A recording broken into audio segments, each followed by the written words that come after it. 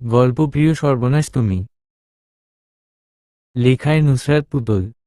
প্রেমিকের বাচ্চা পেটে নিয়ে অন্য পুরুষের সঙ্গে বিয়ের পিঁড়িতে বসছে সারা। কথাটা এখন অবধি কেউ জানে না। এই তো কয়েক ঘন্টা আগে সারা নিজেও জানত না এই খবর। কাল রাতে প্রেগন্যান্সি টেস্টের রিপোর্ট যখন হাতে পেল, দেখল রেজাল্ট পজিটিভ, সে থেকে যেন মাথায় আসমান ভেঙে পড়ল তার। স্তব্ধ হয়ে দাঁড়িয়েছিল ঠিক কতক্ষণ, তার হিসেব নেই সারার। সারার পাশে বসে আছে আদ্র, যার সাথে আজ বিয়ে হচ্ছে তার।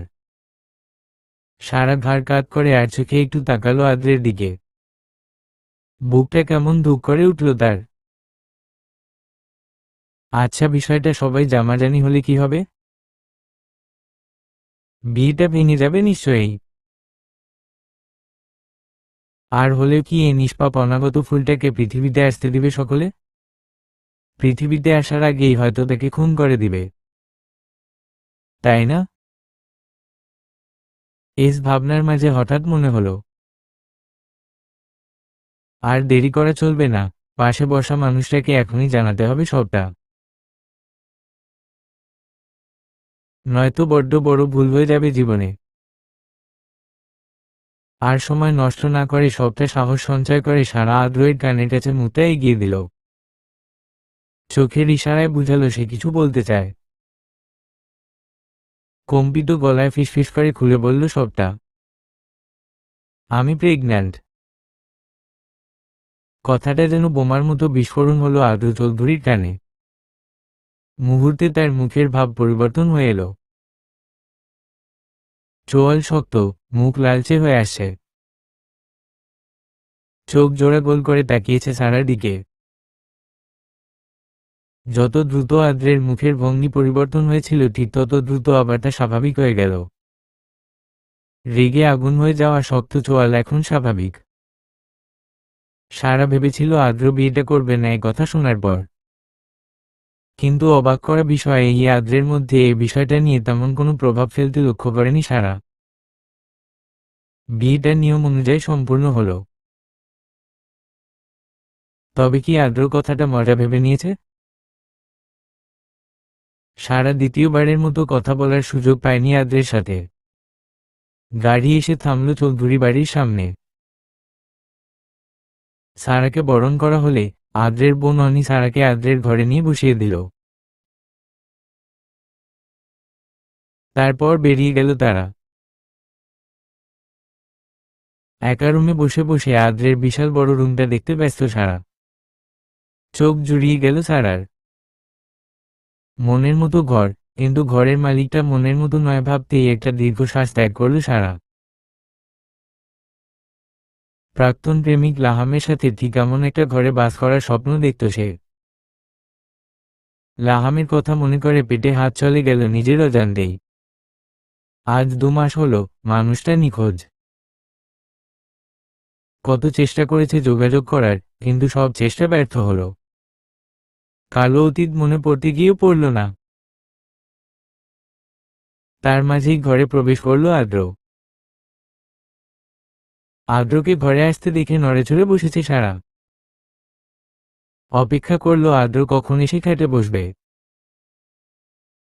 মিনিট খানেক অপেক্ষা করতে আদ্র এসে খাটের কোনায় বসতেই একটা ডাক্তারের রিপোর্ট সামনে এগিয়ে দিল আদ্রর। আপনি আমার কথা বিশ্বাস করছেন না হয়তো। আমি মজা করে বলিনি ওই কথা। এটা দেখুন, আমি সত্যি প্রেগন্যান্ট। আদ্র এক পলক তাকালো সারার হাতে থাকা কাগজের দিকে, আর একবার তাকালো সারার মুখের দিকে। এরপর কাগজটা হাতে নিয়ে বেডের পাশে টেবিলের উপরটা রেখে দিল। ইন্টারেস্ট নাই এসব দেখার? সারা অবাকের শেষে প্রান্তে দাঁড়িয়ে প্রশ্ন করল। ইন্টারেস্ট নেই মানে? এমন একটা সিরিয়াস বিষয় নিয়ে আপনি হেয়ালি করছেন? এ বিষয়ে কোনো মন্তব্য নেই আপনার? আপনার কি যায় আসে না এসবে? না, তোমার কোনো বিষয়েই আমার কোনো রকম ইন্টারেস্ট নেই, শুধু এ বিষয়ে নেই এমনটা না। বিয়েটা করেছি বিজনেসের প্রয়োজনে। তোমার জীবনে আগে পড়ে কে ছিল কে আসবে আই ডোন্ট কেয়ার। এসব নিয়ে ভাববার মতো সময় আমার হাতে নেই। কথাটা বলেই গাছাড়া ভাব নিয়ে বিছানায় গায়ে এলিয়ে দিতে লাগলো আদ্র। সারা হতাশার সুরে বলল, বাচ্চাটা কি অপারেশন করাতে হবে আমায়? আমার বাচ্চাটা মেরে ফেলতে বলছেন? কিঞ্চিত বিরক্ত হলো আদ্র। আজব মেয়ে মানুষ তো আপনি। আমি কখন বললাম অপারেশন করতে? আদ্রের এক একটা কথা এক এক রকমের অদ্ভুত লাগছে সারার কাছে। অবাকের সুরে আবার জিজ্ঞেস করল, তাহলে যতদিন খুঁজে না পাবো বাচ্চার বাবাকে, ততদিনে বাচ্চার পরিচয় কি হবে? কার পরিচয় পৃথিবীতে আসবে সে? কি হবে এ বাচ্চার? আদ্র বাঁকা হাসল। এমন 2-4-10টা বাচ্চার পরিচয় বহন করতে কোনো অসুবিধে আমার হবে না। বিয়ে যখন করেছি বাচ্চার পরিচয়ও দিতে পারবো। সারা গোল গোল চোখ করে দেখছে আদ্রকে। কৃতজ্ঞতার সুরে বলল, ধন্যবাদ আপনাকে। বেশি না, যতদিন পর্যন্ত আমি ওরে খুঁজে না পাবো ততদিন শুধু পরিচয় দিন। ওরে খুঁজে পেলে আমি চলে যাব, ততদিনে আপনার বিজনেস ডিলও সম্পূর্ণ হবে নিশ্চয়ই। আর আমি নিজে চলে গেলে তখন আর আপনার সমস্যা হবে না, কারণ আমি তো নিজে থেকে চলে যাব, সবাই জানবে। আদ্র আবারও বাঁকা হাসল। সারার সাথে কথা বলার ইচ্ছে করল না তার। পাশ ঘুরে শুয়ে পড়ল বিনা বাক্যে। সারাও বিয়ের বেনারসি পাল্টে এসে আদ্রের পাশে গুটিসুটি মেরে শুয়ে পড়ল। হাতের মুঠোয় ছোট ছুরিটা খুব শক্ত করে ধরে শাড়ির আঁচলের নিচে লুকিয়ে নিয়ে শুয়ে পড়ল সে। ছেলে মানুষের সাথে এক দণ্ড বিশ্বাস নেই, ইন্টারেস্ট নেই বলে যে আবার ইন্টারেস্ট দেখাতে আসবে না তার কি গ্যারান্টি? চৌধুরী বাড়ির নাস্তার টেবিলে বসে আছে আকরবু চৌধুরী, কারিমা চৌধুরী এবং কায়েস চৌধুরী, হেমা চৌধুরী, যারা সম্পর্কে আদ্রয়ের বাবা মা এবং দাদা দাদু হয়। একজন সার্ভেন্টকে কায়েস বলল, আদ্র এবং তার নতুন বউকে নাস্তার জন্য ডেকে আসো। সার্ভেন্ট গিয়ে সারা আর আদ্রকে নাস্তার টেবিলে আসতে বললে তারা দুজনই নেমে এলো রুম থেকে। গরম গরম পরোটা, গরুর কলিজা ভুনা, পাউরুটি, কলা, দুধ এনে সাজানো হলো টেবিল। গরুর কলিজা ভুনার গন্ধে গা গুলিয়ে আসছে সারার। অনেক চেষ্টা করল নিজেকে সামলে নেওয়ার, কিন্তু পারছে না। পেটের ভিতর নাড়ি ভুড়ি যেন ধলা পাকিয়ে বের হয়ে আসতে চাইছে। সহ্য করতে না পেরে সারা দৌড়ে বেসিনের সামনে গিয়ে গলগল করে বমি করতে লাগল। তার এহেন কাণ্ডে উপস্থিত সকলে হতভম্ব। খাবার টেবিল ছেড়ে সকলে উঠে আসলো সারার কাছে। বসে রইল কেবল আদ্র চৌধুরী। কারণ সারার বমি করার কারণটা তার জানা আছে, এই সময় বমি পাওয়াটা অস্বাভাবিক কিছু নয়। কিন্তু বাড়ির বাকিরা জানলে কি হবে? সারা সোজা হয়তো দাঁড়িয়ে আছে, মুখ তার রক্তিম বর্ণ ধারণ করেছে। বিয়ের প্রথম দিন যদি শ্বশুর বাড়ির লোকেরা জানতে পারে এমন বমি করার কারণ, তাহলে কি হবে? আল্লাহকে ডালছে সারা। মনে মনে ভাবছে কিভাবে বিষয়টা আড়াল করা যায়। উপস্থিত সকলের মাঝে সর্বপ্রথম আদ্রর মা কারিমা বলল, সে কি বৌমা, সাত সকালে এমন বমি করছো কেন? কায়েস চৌধুরী বললেন, কাল সারাদিন ঠিকমতো খাওয়া হয়নি, গ্যাসের সমস্যা হয়েছে হয়তো। উপস্থিত সকলে তাই নেবে নিল। সারাও মাথা নেড়ে কায়েসের কথায় সম্মতি জানাতে যাবে তখন সবাইকে থামিয়ে দিয়ে এক বর্ষার বিস্ফোরণ ঘটাল হেমা।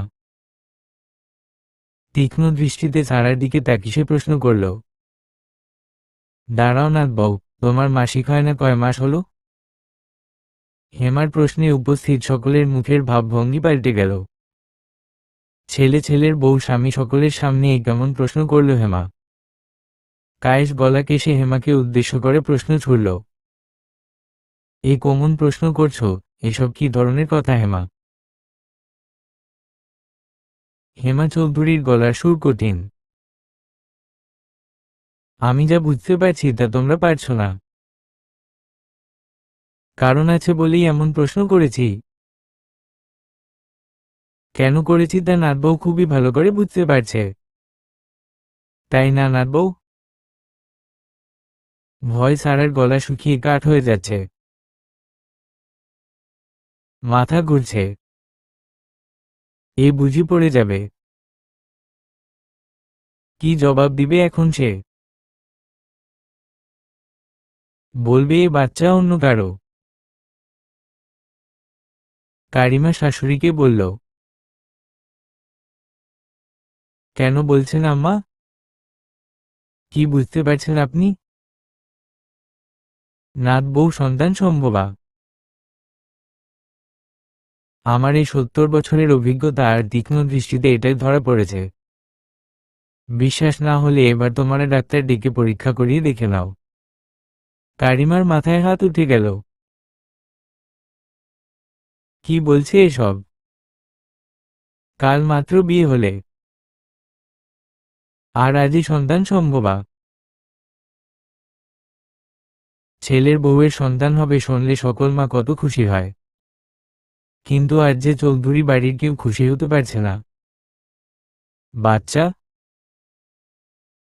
নতুন বউয়ের পেটে বাচ্চা?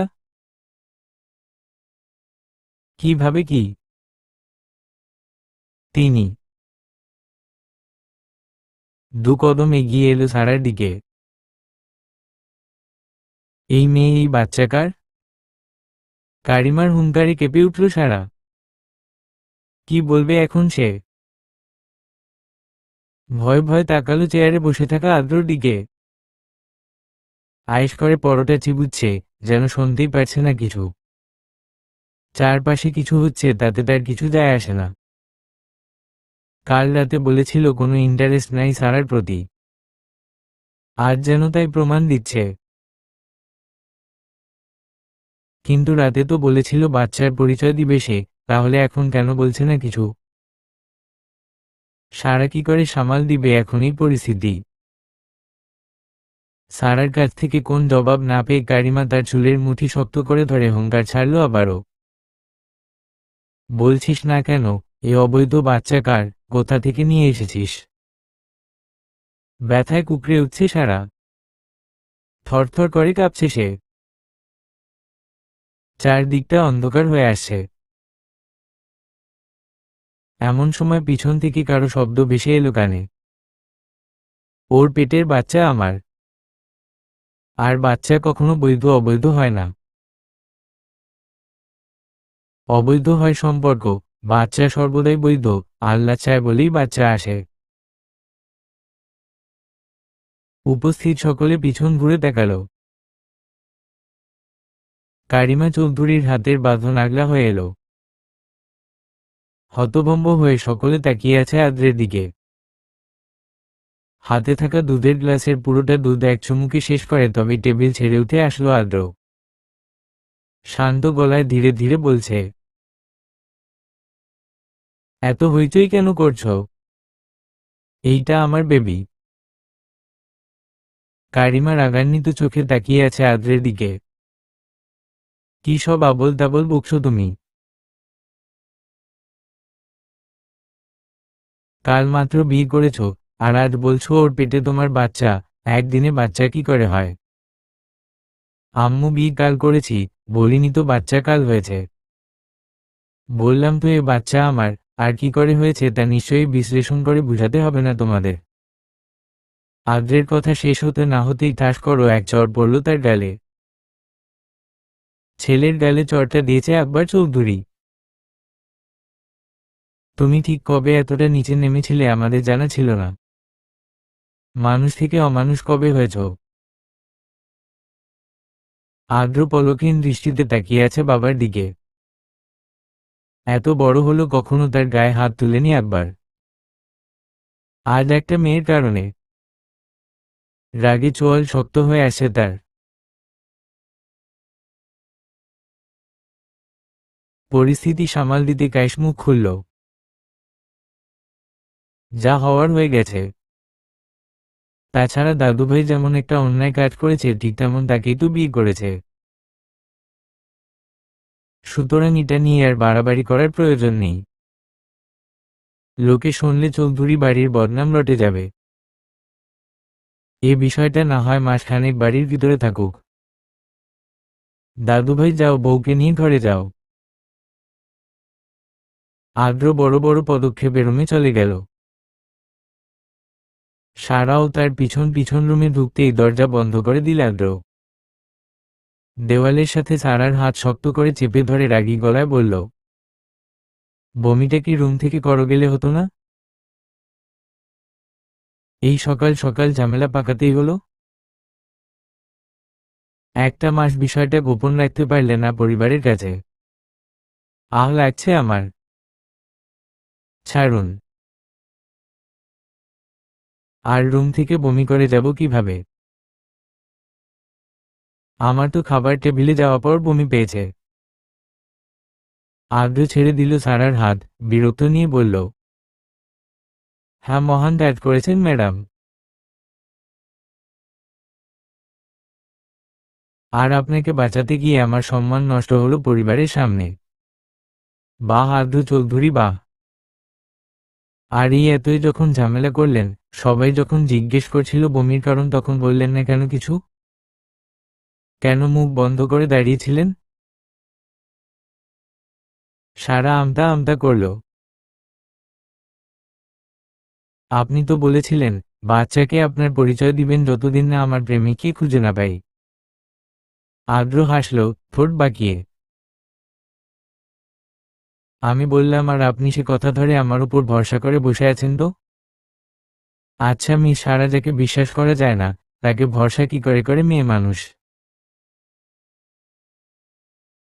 সত্যি আজব বটে। বলেই আরও এক জলক বাঁকা হেসে বেরিয়ে গেল।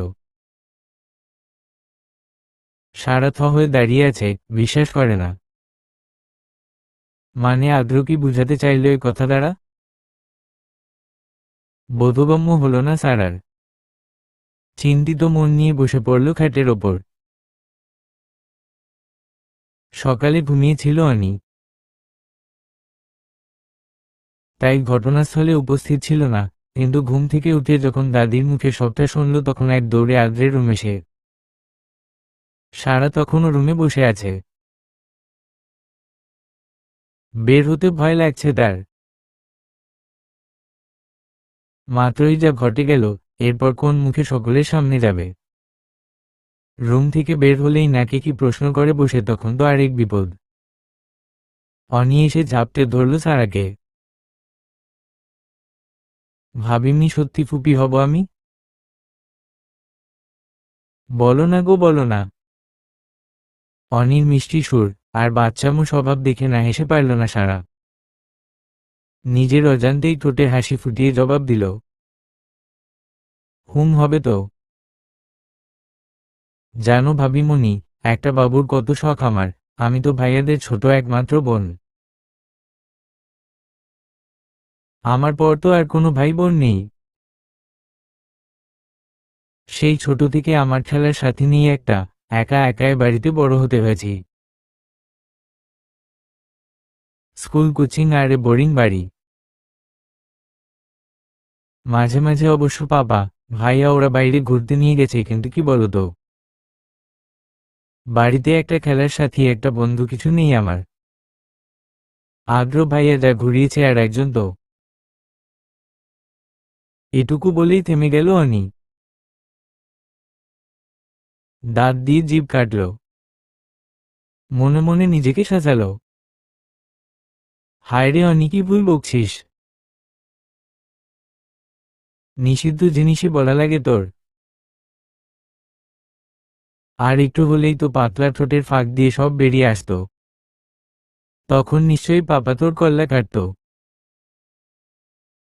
সারা মনোযোগ দিয়ে শুনেছিল অনির কথা, হঠাৎ থেমে যাওয়াতে বেশ অবাক হলো। কথার প্রথমে অনি একবার বলেছে ভাইয়ারা, ব্যাপারটা সারা তেমনভাবে নেয়নি, কিন্তু এখন আবার কি বলতে গিয়ে থেমে গেল।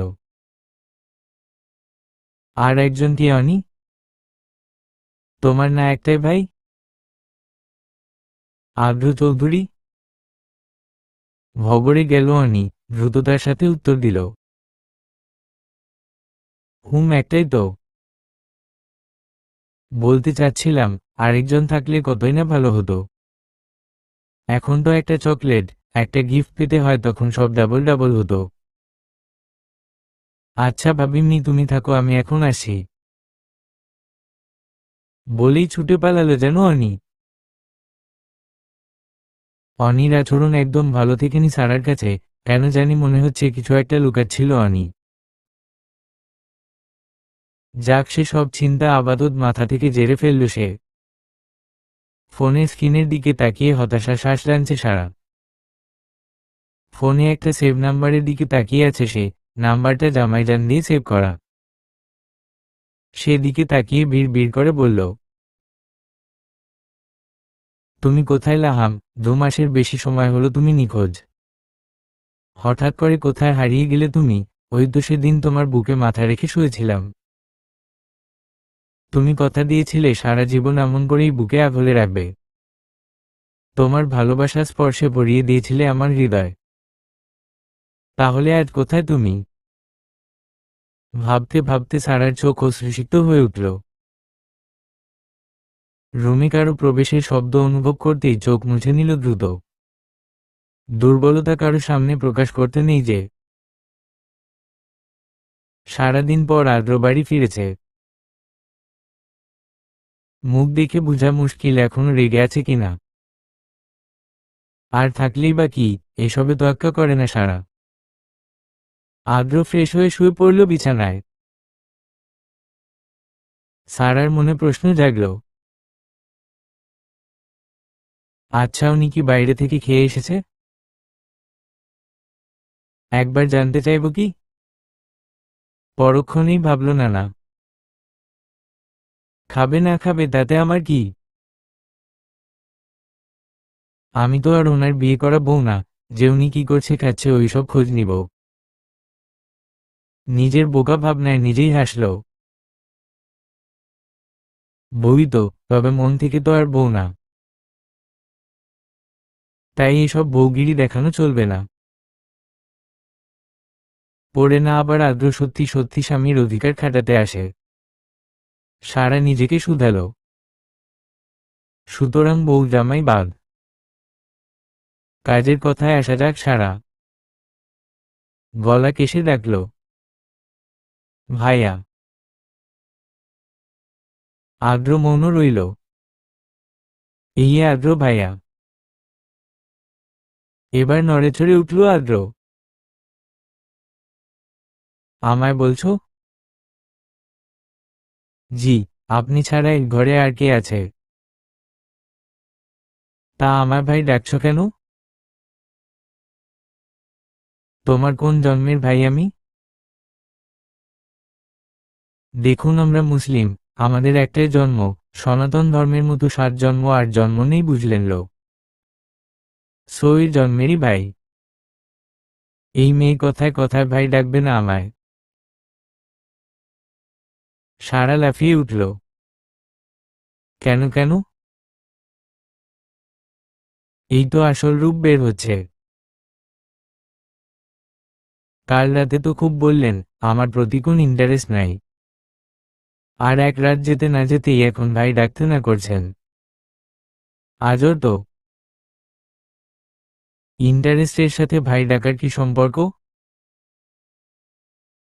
দেখুন, আপনি বয়সে আমার থেকে বেশি বড় না। আমার বড় একটা ভাই থাকলে আপনার বয়সী থাকতো। আর আপনি তো অত বেশি বড় না যে আপনাকে কাকা মামা ডাকবো। সুতরাং ভাইয়া ঠিক আছে। ভাইয়া সব পারফেক্ট। আদ্র কপাল চাপটাল। মনে মনে বলল,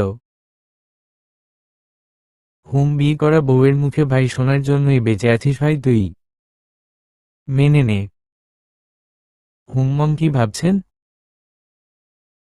যাক, বাদ দিন এসব কথা, আসল কথায় আসুন।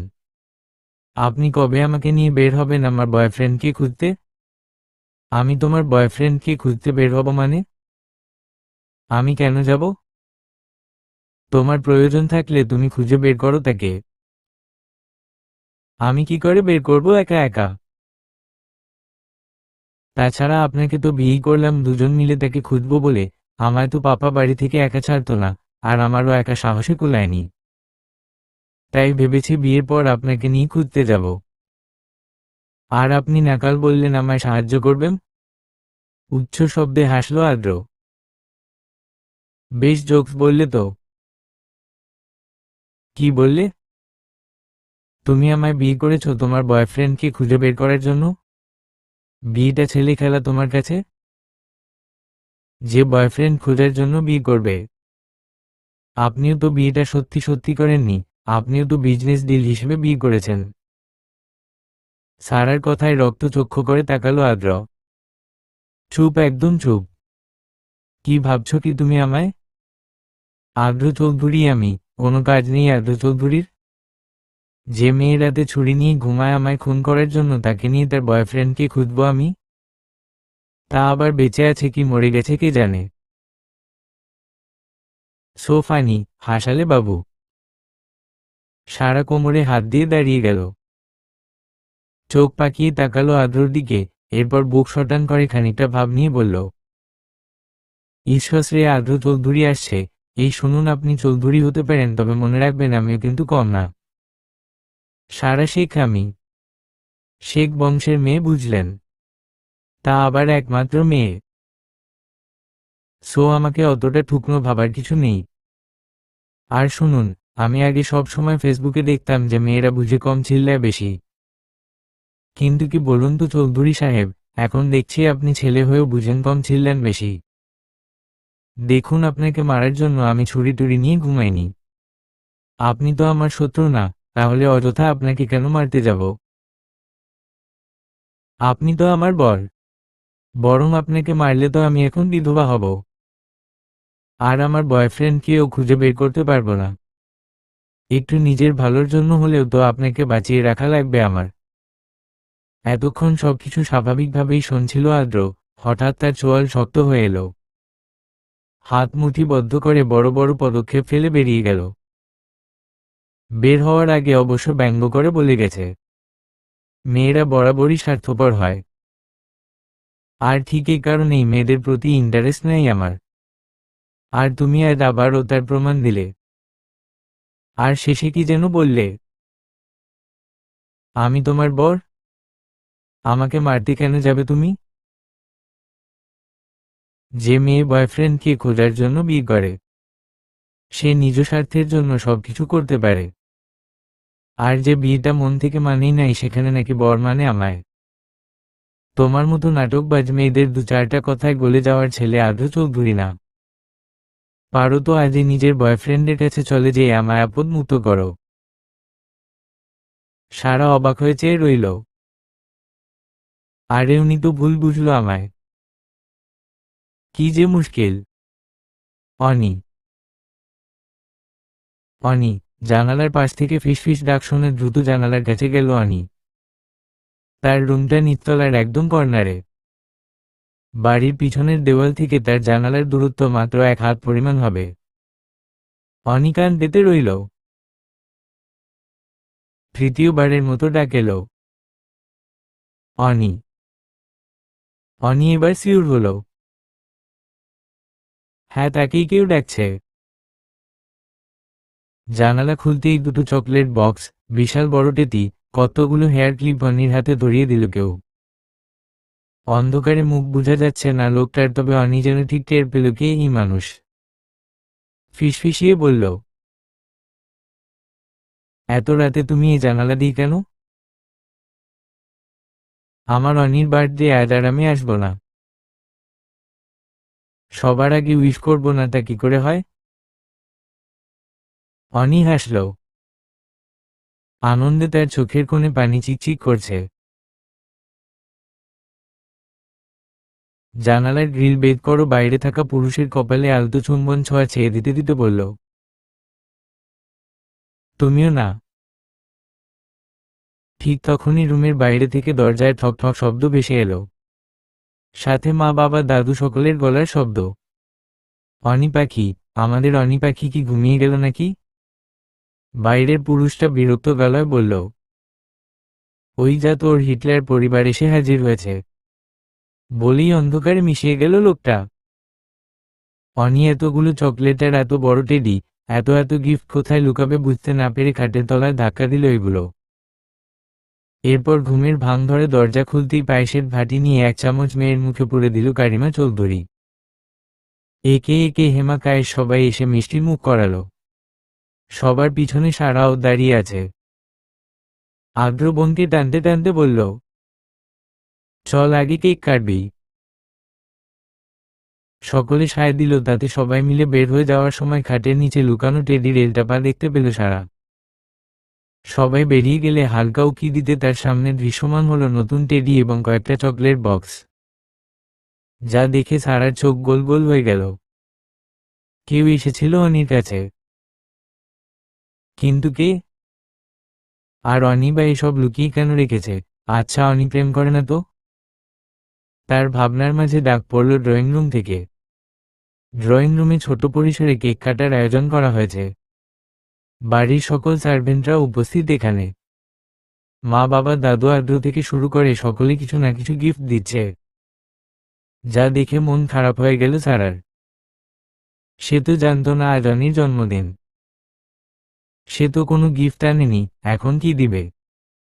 মন খারাপ করে পিছন থেকে রুমে চলে যেতে গেলেই ডেকে উঠে আনি, ভাবিনি কোথায় যাচ্ছ গো? আমার গিফট দিবে না তুমি? পা জোড়া থেমে যায় সারার, কি বলবে এখন। সারা আমতা আমতা করতে লাগলো। তখনই অনি বলল, তোমার থেকে কিন্তু আমি যে সেই গিফট নিব না ভাবিনি। সারা ভ্রু কুঁচকাল। অনি এক গাল হেসে বলল, তোমার বেবিটা চাই আমার। ও সারাক্ষণ আমার সাথে থাকবে, কিন্তু আমাকে মামুনি বলে ডাকবে। ছোট কুইন চাই আমি। আর এটাই আমার সব থেকে বড় গিফট। সারা সহ উপস্থিত সকলে হাসল অনির কথায়। সকালে নাস্তা করার জন্য ডাইনিংয়ে বসেছে সকলে। সারাও এসে চেয়ার টেনে বসতে নিতেই চেঁচিয়ে উঠল কারিমা চৌধুরী, অনি, তাকে বল এখানে যেন না বসে। কথাটায় সকলে নড়েচড়ে উঠল। সকলের দৃষ্টি কারিমার দিকে। কেন আম্মু? ভাবিনি খাবে না নাকি? না, এখানে খেতে পারবে না।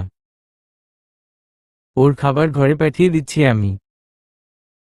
এ সময় অনেক খাবারের গন্ধ সহ্য হয় না। এখানে এক একজন এক এক খাবার খাবে, সমস্যা হবে তার। তাই এখন থেকে ঘরেই খাবে ও। কারিমার এহেন কথায় স্বস্তির নিঃশ্বাস ছাড়িল সকলে। সারা মাথা নুয়ে ঘরে চলে গেল। কারিমার রাগী খুব। কঠিন করে কথা বলে। কাল থেকে কারিমাকে জমের মতো ভয় করে সারা। সারার পিছন পিছন একজন সার্ভেন্ট রুমে খাবার নিয়ে এলো। 1 গ্লাস গরম দুধ, সেদ্ধ ডিম, রুটি, কলা, আপেল এসব নিয়ে এসেছে। বেড সাইডে টেবিলে রাখতে রাখতে সার্ভেন্ট বলল, খালাম্মার অর্ডার সবগুলা খাবার যেন শেষ করেন।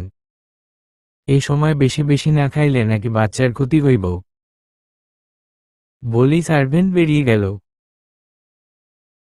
সারা তো অবাক, রাগী মানুষটাও তার জন্য এত চিন্তা করছে, এত যত্ন করছে।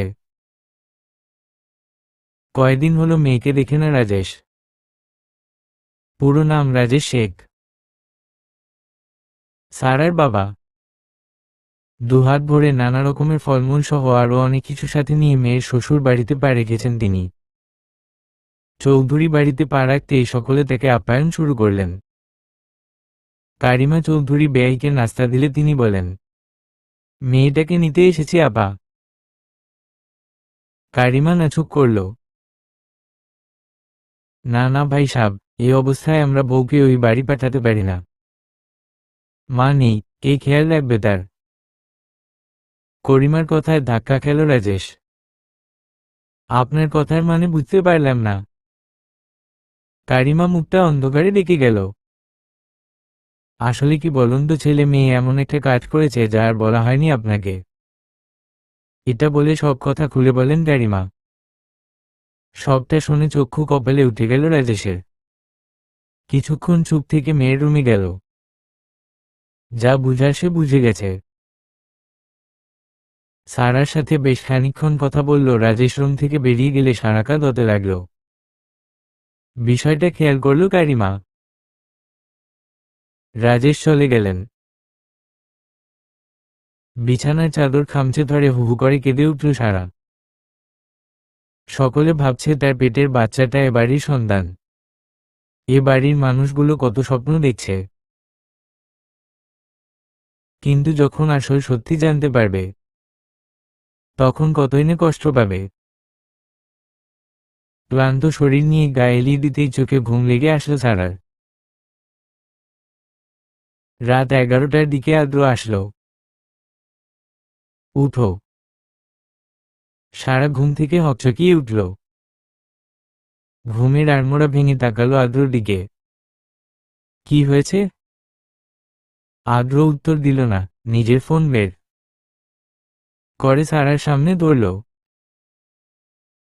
সারা ফোনের স্ক্রিনে তাকিয়ে লাফিয়ে উঠল। লাহাম। লাহামের ছবি আপনি কোথায় পেয়েছেন? আর লাহামের সাথে এটা কে? ঘুমিয়ে পড়ো, কাল সকাল করে উঠবে। আমরা সিলেট যাব। সারা ব্রক কুঁচকাল।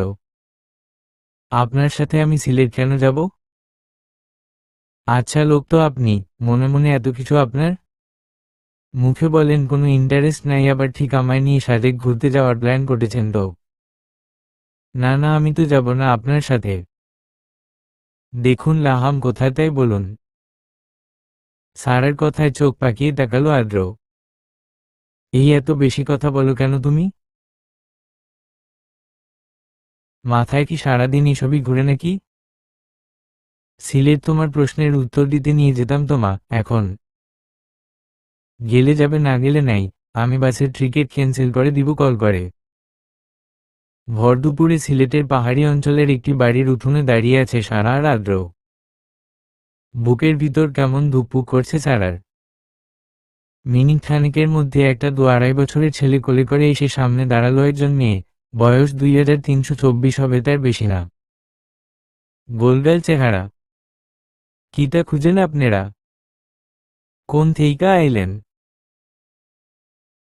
সারা কিছু বলতে গেলে তাকে থামিয়ে দিয়ে আদ্র বলে, লাহাম নামের কেউ একজন আছে এ বাড়িতে? হয়, তাই নে তো কামে আছে। আপনারা কারা? সারা ঝটপট উত্তর দিল, আপনার ভাই কখন আসবে? মেয়েটি কপাল কুঁচকাল। কিটা কন এগুলা? হেতে আমার ভাই হইতে যাইব কেন? আমার ফোয়ার বাপ লাগে। আদ্র মুচকি হাসল। কিন্তু সারার মাথায় যেন আকাশ ভেঙে পড়েছে। আদ্র সারার কানের কাছে ফিসফিস করে বলল, উত্তেজিত হবেন না ম্যাডাম, বাবুর ক্ষতি হবে। আর এখনই বলবেন নাকি আপনি? তাহলে দেখা যাবে আপনার প্রেমিক পুরুষ খবর পেয়ে আর বাইই আসলো না। সারা ভাবল, কথাটা মন্দ বলেনি, তাই মুখ খুলল না সারা। তারা বেরিয়ে গেল বাড়ি থেকে। বাড়ির পাশে একটা দোকানে বসে আছে, একটু দূরে একটা ছোট পাহাড়ের মতো। হঠাৎ করে সারার শখ জাগলো সে পাহাড়ে উঠবে। আদ্রকে ইশারা করে বলল, আমি না পাহাড়ে চড়ব। আদ্র মাত্র চায়ে চুমুক দিচ্ছিল। সারার কথা শুনে সরু চোখে তাকালো তার দিকে। মেয়েটা বোকা, কখন কি করতে হয় জানে না নাকি? কি দেখছেন? দেখুন, নজর দিবেন না আমার দিকে। মেয়ে দেখার এত শখ থাকলে বিয়ে করে ঘরপর বউয়ের দিকে তাকিয়ে থাকুন। সারার বোকা কথায় হাসি পেল আদ্রের। আদ্র খেয়াল করলো দোকানদার আর চোখে তাকাচ্ছে তার দিকে। তাকানোর একটা বিশেষ কারণ আদ্র একটু আগে দোকানদারকে বলেছিল তারা ঢাকা থেকে এসেছে, সম্পর্কে হাজব্যান্ড ওয়াইফ। আর এখন সারা গলা ফাটিয়ে বলছে সে যেন বিয়ে করে বউয়ের দিকে তাকায়। আদ্র কথার উত্তর না দিয়ে বলল, তোমার বয়ফ্রেন্ড এসে গেছে নিশ্চিত এতক্ষণে, চলো এবার। সারা আনন্দে লাফিয়ে উঠল। পাহাড়ে উঠার কথা ভুলে গেল মুহূর্তে। দ্বিতীয়বারের মতো লাহামের বাড়ির উঠানে পা রাখতেই দেখা গেল লাহাম বাচ্চাটাকে নিয়ে খেলা করছে। সারা দ্রুত পায়ে গিয়ে দাঁড়ালো তার সামনে। সারাকে দেখে থমকে দাঁড়ালো লাহাম। মস্তিষ্ক শূন্য তার। হয়তো হিসাব মিলেছে কি হতে চলছে। তুমি এভাবে কেন চলে এসেছিলে? আমাকে না বকে কেন আসলে তুমি? তোমার ফোন বন্ধ কেন ছিল? কি হয়েছিল তোমার? একনাগাড়ে প্রণ করছে সারা। সারার কথা শুনে লাহামের স্ত্রীও বেরিয়ে এলো। লাহাম রাগী গলায় বলল, তুমি এখানে কি করে আসলে? কেন এসেছো? আগে আমার প্রশ্নের উত্তর দাও তুমি। কেন ফেলে এসেছিলে আমায় এভাবে? লাহামের স্ত্রী এগিয়ে এলো। ওই ফুরি, কে গো তুই? তাইনেরে এমন কইরে কথা কেন কইতেছ? সারার ভিতরটা ঝাঁকুনি দিয়ে উঠল। মেয়েটা কি সুন্দর অধিকার নিয়ে হালামকে সম্বোধন করছে, অথচ সে কিভাবে পর হয়ে গেল। হালাম ফোড়ন কাটল। দেখ সারা, যেখান থেকে এসেছিলে চলে যাও। বলেই ঘরে চলে যেতে পা বাড়ালে পিছন থেকে চিৎকার করে উঠল সারা। চলে যাব? কোথায় চলে যাব? তোকে ছেড়ে কোথায় যাব আমি? আর এই মেয়েকে, এ বাচ্চাকে?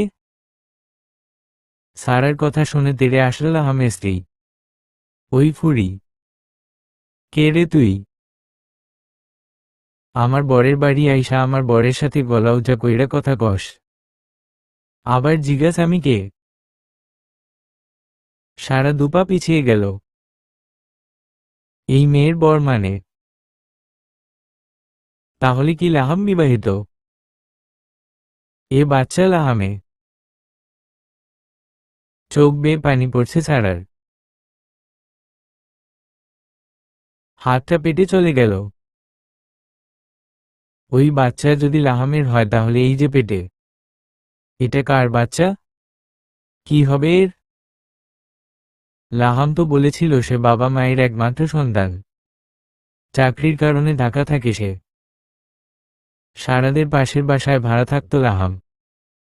সারা তো প্রেমে পড়েনি। একদিন দুদিন এমন করে লাহাম কতদিন পিছু নিয়েছে সারার। এরপর আস্তে আস্তে প্রেমে পড়া, এমনকি তার মায়ের সাথেও কথা বলিয়ে দিয়েছিল সারাকে। বিয়ে করবে বলে কত স্বপ্ন কত কি, আজ কিনা এক মুহূর্তে সব মিছে হয়ে গেল। লাহাম এগিয়ে এলো, শক্ত গলায় বলল, এই মাগির বাচ্চা তুই এখানে কেন? যেখান থেকে এসেছিস সেখানে যা। সারা ঠাস করে চর বসিয়ে দিল লাহামের গালে। কুত্তার বাচ্চা গালি দিস কেন? তোর বউ কোথা থেকে আসলে রে? এই জানুসার তুই নাকি বিয়ে করিসনি? তাহলে এই বাচ্চা কোথা থেকে আসলো? রেগে মেগো তেড়ে আসলো লাহাম।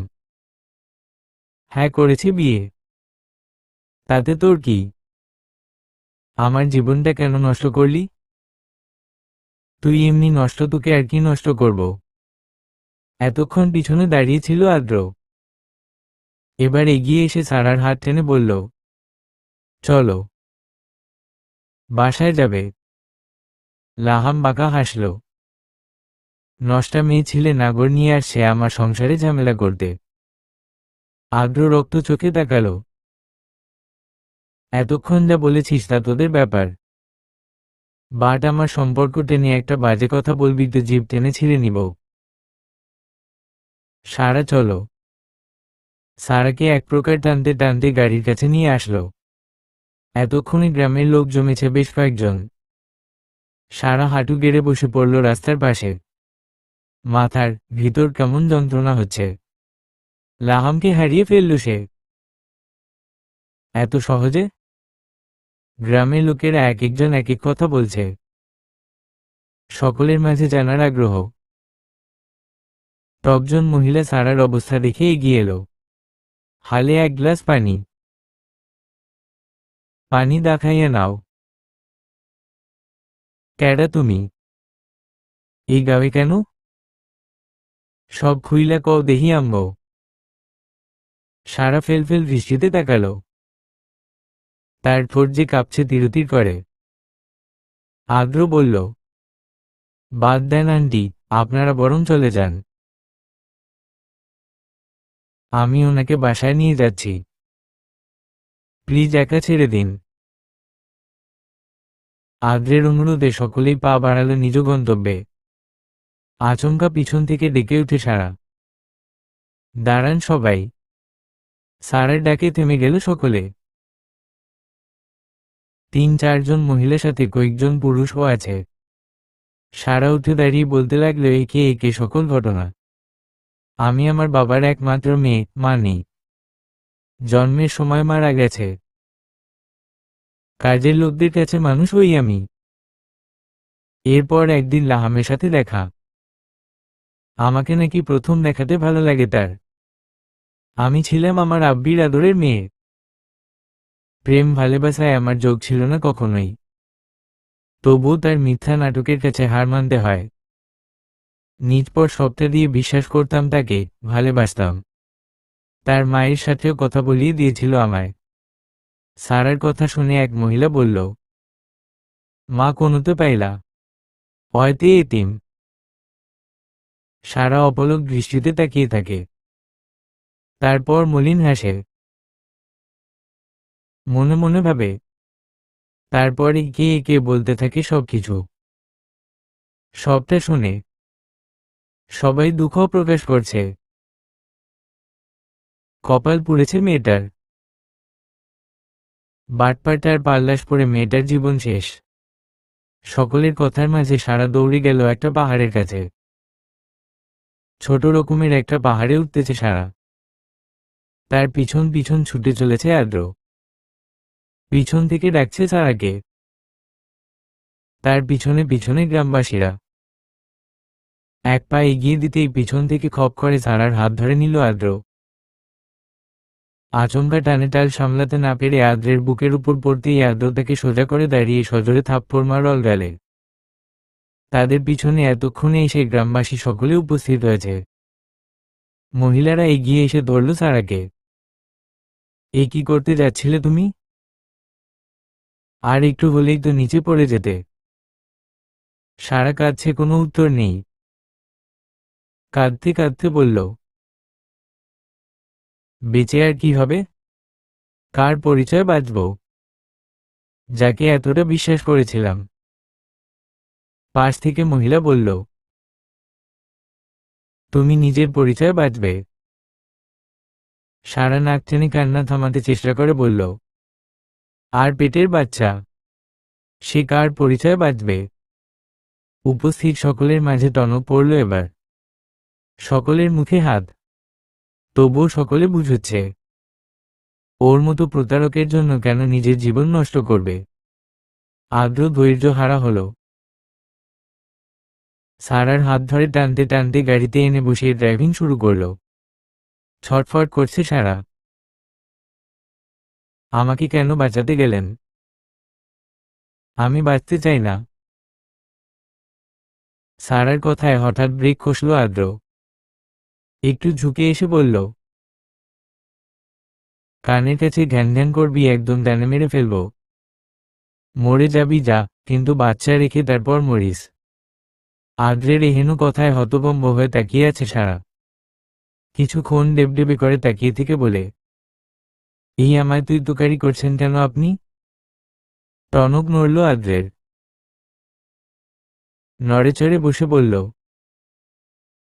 ইচ্ছে হয়েছে তাই। বারবার মরার কথা বলতে লজ্জা লাগে না? তো কি করব? এতদিন তো আশা ছিল, আমি যে পাপী, এ পাপিষ্ঠ জীবন নিয়ে কিভাবে থাকবো, মুখ দেখাবো? বাচ্চার কি হবে? আদ্র শান্ত হলো। আগেও বলেছি, এখনো বলছি, বিয়ে যখন করেছি বাচ্চাকে পরিচয় দিতে অসুবিধা আমার হবে না।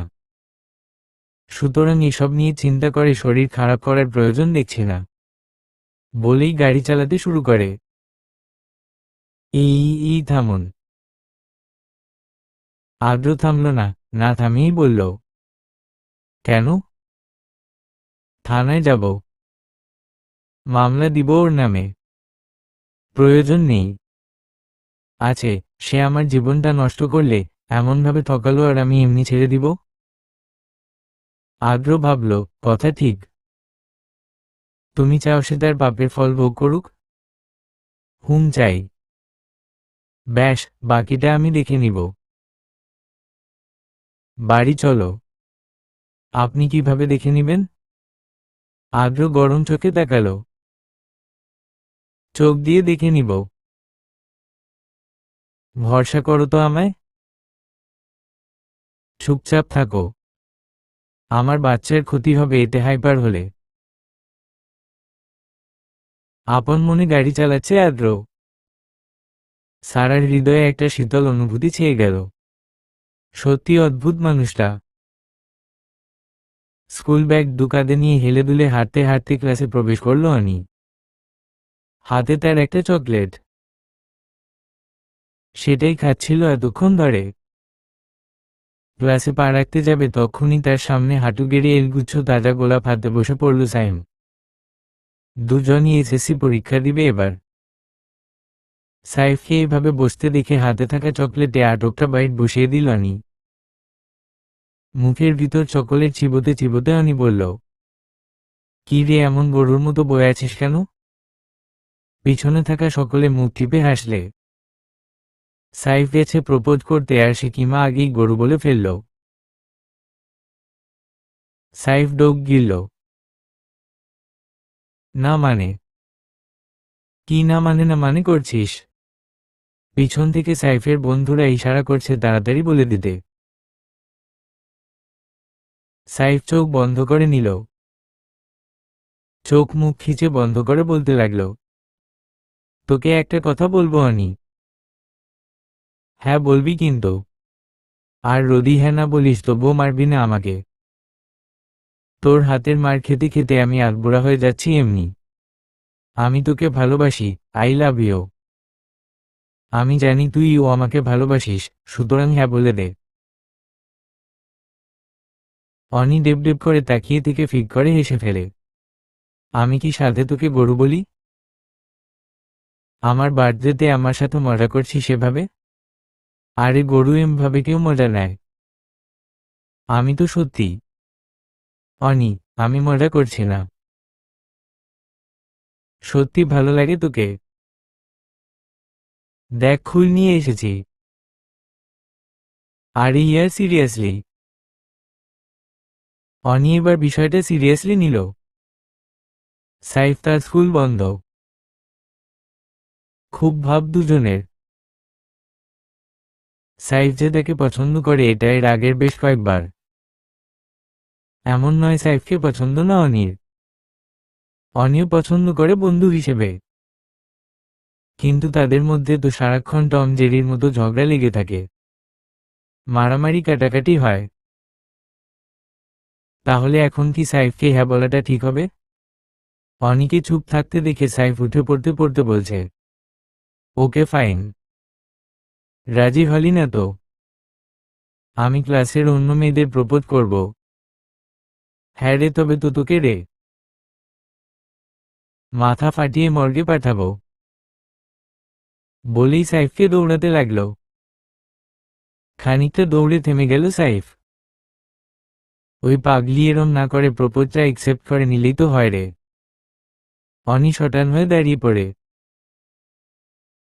কি বলবে এবার, হ্যাঁ বলে দিবে কি নাকি না বলবে? অনি কনফিউজড। তখন তার বন্ধুরা সকলে তাড়া দিল। অনি হ্যাঁ বলে দে, তোদের জুটি না জাস্ট ওয়াও হবে। অনি মুখে ভেঙচি কাটল। একসেপ্ট করব এক শর্তে। কি শর্ত বল বল। আমার সব কথা কিন্তু মেনে চলতে হবে। পিছন থেকে সকলে হেসে একসাথে বলে উঠল, সে তো এখনো তোর সব কথাই শোনে রে। হ্যাঁ, আমি ঝগড়া করি, মারামারি করি তোর সাথে, এটা ঠিক, কিন্তু কথা তো তুই যা বলিস তাই হয়।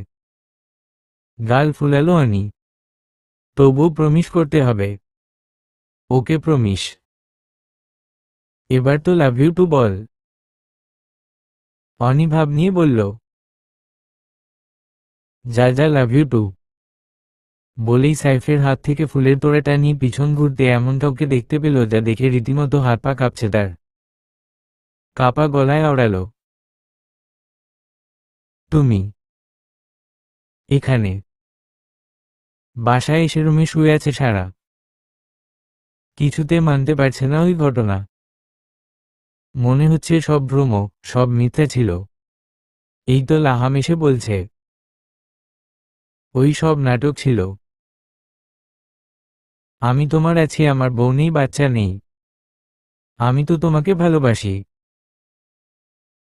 কিন্তু না, এরকম তো হচ্ছে না। লাহাম তো আসছে না। হঠাৎ চিৎকার করে উঠল সারা। আদ্র রুমেই ছিল, শাওয়ার নিয়ে বেরিয়েছে মাত্র। সারার এহেন চিৎকারে দিক পাশ না পেয়ে তার সামনে গেল। কি হয়েছে বলার সাথে সাথে আদ্রের উন্মুক্ত বুকে ঝাঁপিয়ে পড়ল সারা। আদ্র না চাইতেও দুহাতে আঁকড়ে নিল সারাকে। আদ্রের বুকে কান্নায় ভেঙে পড়ল সারা।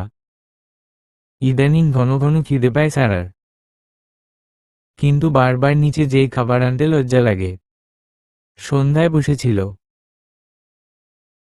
তখন কারিমা রুমে আসে। আদ্র বাসায় নেই। কারিমার হাতে কয়েকটা বইয়ম। তাকে রুমে আসতে দেখে দাঁড়িয়ে যায় সারা। ওই দিনের পর থেকে তার জন্য খানার রুমে পাঠাবো হয়, আর বারবার সিঁড়ি বেয়ে উঠা নামা করাও নিষেধ। তাই ঘরের মধ্যে বেশি সময় থাকে। কারিনা হাতের বইয়মগুলো রেখে বলল, এখানে সুয়খনো খাবার আছে কয়েক রকমের। এই সময় অনেক কিছু খেতে ইচ্ছে করে।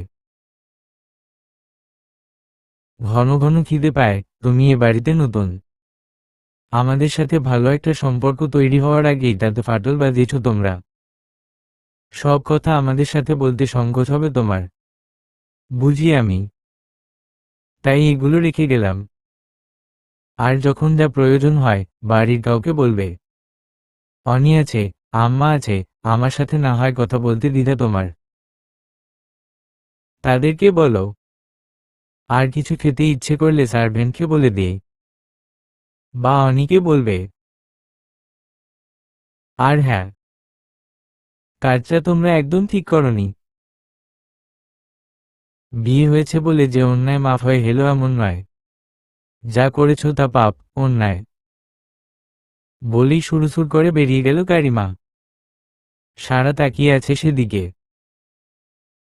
সত্যি তো, এ বাড়ির লোকদের সাথে ভালো সম্পর্ক তৈরি হওয়ার আগেই তো তা নষ্ট হয়ে গেল। আর এটাও তো সত্যি সে পাপ করেছে। পাপই সে। তবুও এ বাড়ির লোকগুলো কত সুন্দর যত্ন করছে তার। কারিমা থেকে রাগ দেখায় তবুও কেমন খেয়াল রাখছে কখন কি খেতে। ভাইয়া তুমি। অনিকাপা গলায় কথাটা বলছে। তার চোখে মুখে ভয়ের ছাপ স্পষ্ট। নতজানু হয়ে দাঁড়িয়ে আছে অনি। আর্যের মুখ দেখে বোঝা যাচ্ছে না সে রেগে আছে কি ন। অনির কথার কোনো জবাব না দিয়ে বলল, চল। অন্য সময় হলে অনি 104টে প্রশ্ন করত, কিন্তু আজ চোর ধরা পড়ার মতো করে আর্যের পিছন ছুটল কোনো কথা ছাড়াই। স্কুলের পাশেই একটা পার্কের বেঞ্চিতে বসে আছে দুজন। শুনশান নীরবতা। অনির ভিতরে ভয়টা তরতর করে বাড়ছে। নীরবতা ভেঙে আর্য বলল, আমি আসাতে কি তুই খুশি না? অনি চোখ তুলে তাকালো আর্যের দিকে। কি জবাব দিবে বুঝতে পারছে না। আর্য উত্তরের অপেক্ষা করল না। উঠে পা বাড়িয়ে বলল, আমি আশায় তুই খুশি নস। ওকে, চলে গেলাম। আর্য কয়েক কদম যেতেই অনি দৌড়ে গিয়ে ঝাপটে ধরল তাকে। ভাইয়া। মেয়েটা ফুপিয়ে কাঁদছে। আর্য সময় নিয়ে বলল,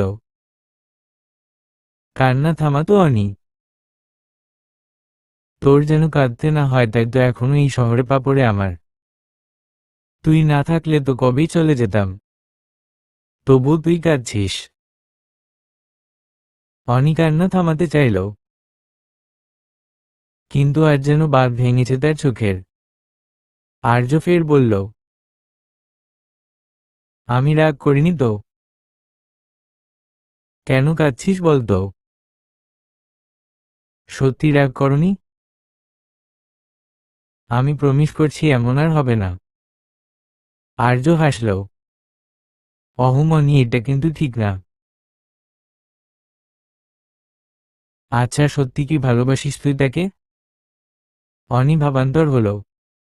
আর্য বুঝল, ভালোবাসা মানেটা এখনো অনি বুঝে না। তাই আর একটু সহজ করতে বলল, ভালোবাসা টাসা বাদ দে, মন থেকে ফিল করিস তো। দেখ, যদি তোর মনে হয় ছেলেটাকে তুই আপন ভাবিস, তার সাথে কথা না হকে কষ্ট হবে। তাকে তোর রোজ মনে পড়ে, কিংবা তোর সব ব্যাপারে আগে ওর কথাই মাথায় আসে, তাহলে ধরে নিয়ে একটু একটু ভালোবাসিস। আর তুই যদি অমন কিছু ফিল করিস, তাহলে কি করে বলছিস আমার জন্য সব ছেড়ে দিবি? কি করে দূরে থাকবি? কথা না বলে? এটা কি ঠিক হবে বলতো? অনি ডেব ডেব করে তাকিয়ে আছে। আর্য কি বলছে বুঝতে পারছে না ঠিক। আর্য হাসল। দেখ, আমি কিন্তু তোর ভালোবাসাকে অসমর্থন করছি না, বরং তোর ভালোবাসা যদি সত্যি হয় তাহলে আমি নিজে তোর এ পথে সঙ্গী হব। এ পথে যত বাধা আসবে আমি ডাল হয়ে তোদের পাশে থাকব। অনি ভাইয়াকে জড়িয়ে ধরল।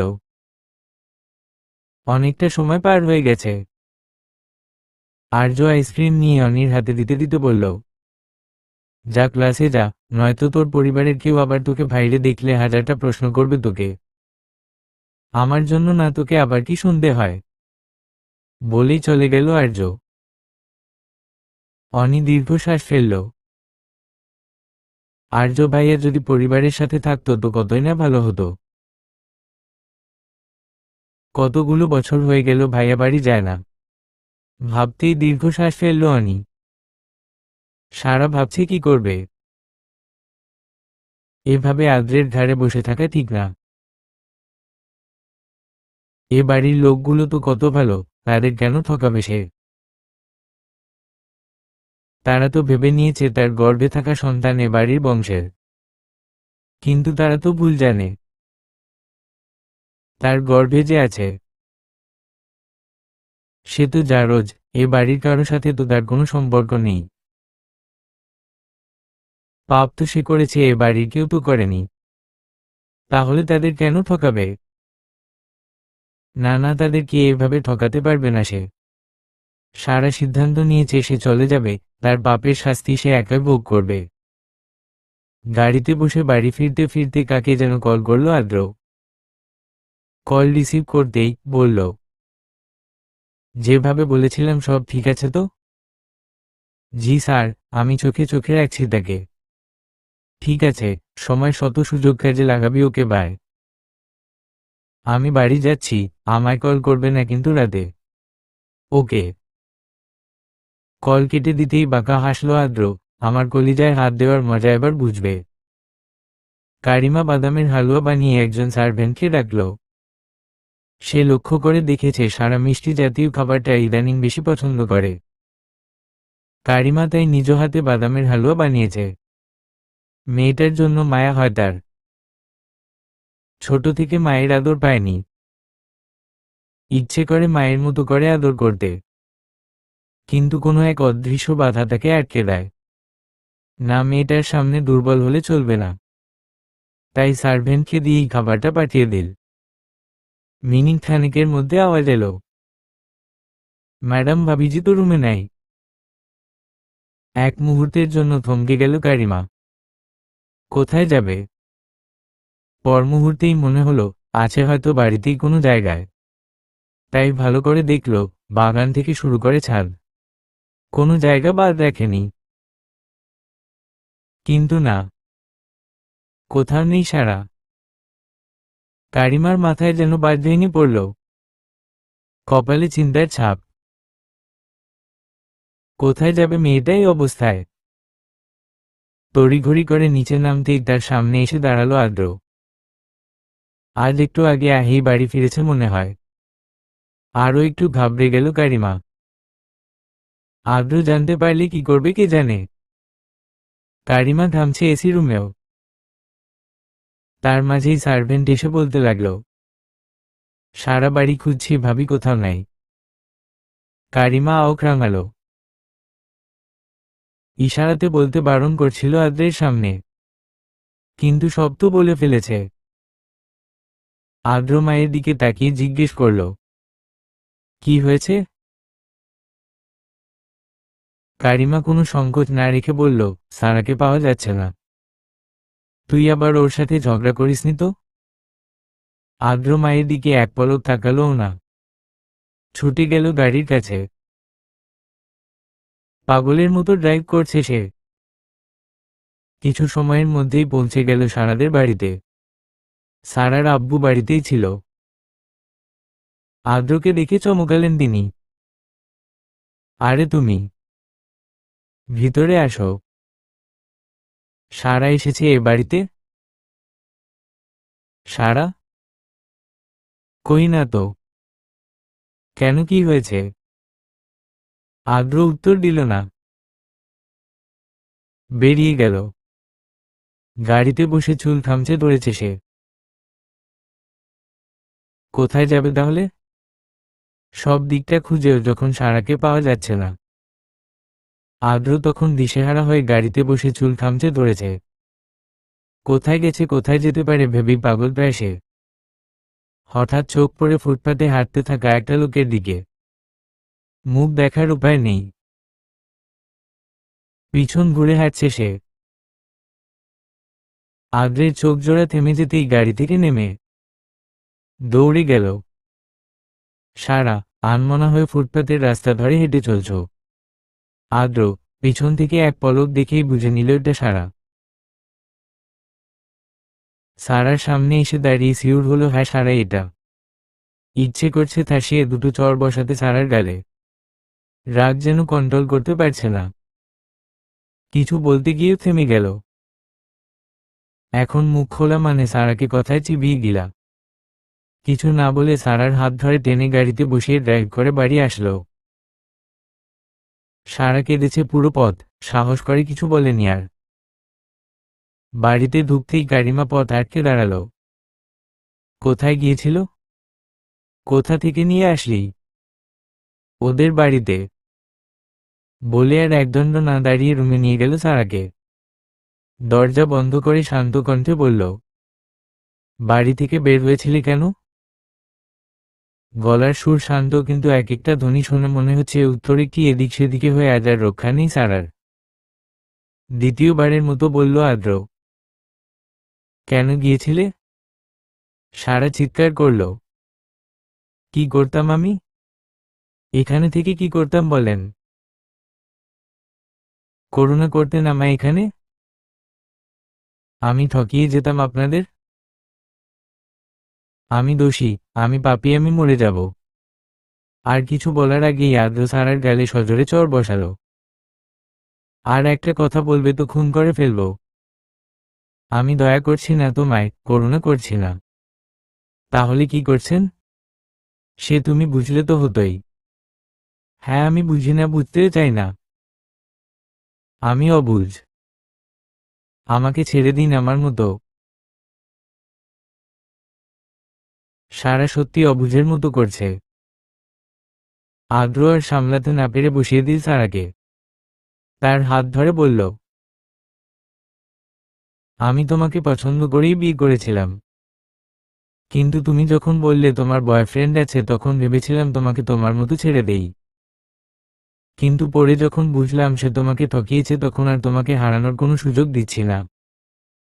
সব পুরুষ তো এক না। একজন ঠকিয়ে গেল বলে তুমি আমায় ভরসা করবে মা, বলো? সারা ভাবান্তর হলো, পেটের দিকে তাকিয়ে বলল,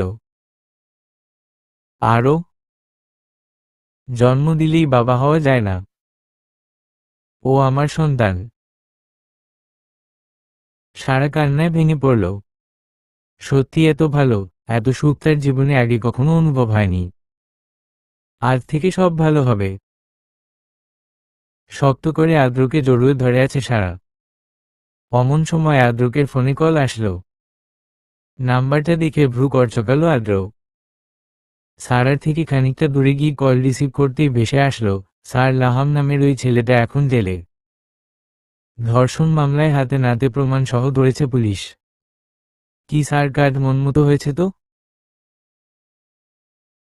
আদ্র দাঁত কিরকির করে বলল, তা তো হয়েছে, কিন্তু কল করতে বারণ করেছিলাম তো। জীবনে প্রথম বউকে জড়িয়ে ধরেছিলাম আর এখনই এত বড় খবর দিতে হলো। বলেই কল কেটে দিয়ে সারার দিকে তাকিয়ে মনে মনে বলল, পাপী তার শাস্তি পাবে আর তুমি আমার বুকে রবে। সমাপ্ত।